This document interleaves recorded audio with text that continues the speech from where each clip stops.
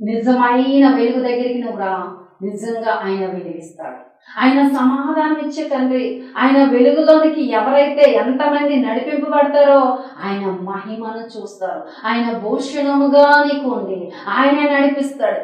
మనుషులు తోడు కొంతకాలమే, మనుషుల మాటలు కొంతకాలమే, తల్లిదండ్రుల ఆదరణ కొంతకాలమే, అన్నదమ్ములు స్నేహితులు అందరూ కూడా కొంతకాలమే ఉంటారు. కానీ ఇదిగో నిజమైన వెలుగు దగ్గరికి వచ్చేటప్పుడు, ఆయన నిజమైన వెలుగు ఆయన నీ ఎదుటికి వచ్చేటప్పుడు, నువ్వు ఆయన ఎదుటికి వెళ్ళేటప్పుడు ఆ నిజమైన వెలుగుని పొందుకొని అనేకుల ఎదుట సాక్షికరంగా నిలబెట్టిస్తాడు.